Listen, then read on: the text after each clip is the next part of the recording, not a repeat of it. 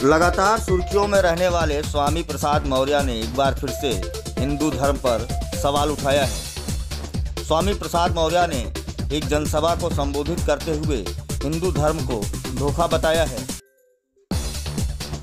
स्वामी प्रसाद मौर्य ने एक बार फिर से विवादित बयान दिया है। उन्होंने हिंदू धर्म को एक तरह का धोखा बताया है। हाल में सपा अध्यक्ष अखिलेश यादव ने पार्टी नेताओं से धर्म को लेकर विवादित बयान देने से बचने की नसीहत भी दी थी।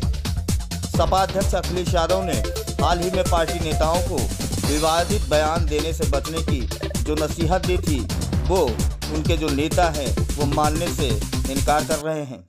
इसके बावजूद भी स्वामी प्रसाद मौर्य ने एक बार फिर से विवादित बयान दिया है।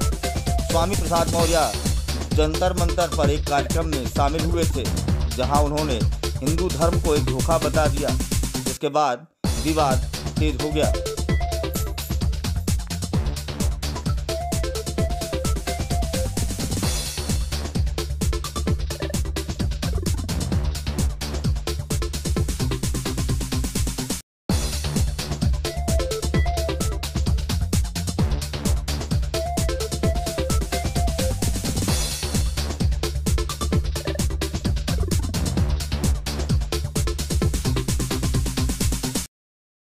मतलब है हिंदू एक धोखा है।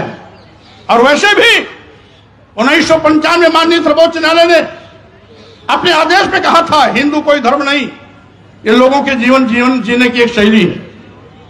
यही नहीं, जो सबसे बड़े धर्म के ठेकेदार बनते हैं, आरएसएस के प्रमुख मोहन भागवत जी ने भी कहा है, एक नहीं दो बार कहा, हिंदू धर्म नाम का कोई धर्म नहीं है, बल्कि इन लोगों के जीवन जीने की एक कला है। देश के माननीय प्रधानमंत्री जी ने भी कहा, माननीय मोदी ने भी कहा, हिंदू धर्म नहीं है। और अभी 1-2 महीने पहले माननीय गडकरी जी ने भी कहा, एक मीडिया कॉन्क्लेव में कहा। लेकिन इन लोगों के कहने से किसी की भावना आहत नहीं होती है। अगर स्वामी प्रसाद मौर्य कह देते हैं हिंदू धर्म नहीं है, बल्कि एक धोखा है, और जिसे हम हिंदू धर्म कहते हैं, वो कुछ लोगों के लिए धंधा है। जब हम कहते हैं कि ये कुछ लोगों के लिए धंधा है, तब पूरे देश में भूचाल मच जाता है। लेकिन वही चीज अगर मोहन भागवत जी कहते हैं, माननीय प्रधानमंत्री नरेंद्र मोदी जी कहते हैं, माननीय गडकरी जी कहते हैं, तो किसी की भी भावना आहत नहीं होती। अगर वही चीज स्वामी प्रसाद मौर्य कह देते हैं, तो लोगों की भावना इतनी कमजोर होती है कि उनकी भावनाएं आहत हो जाती है। क्या विडंबना है।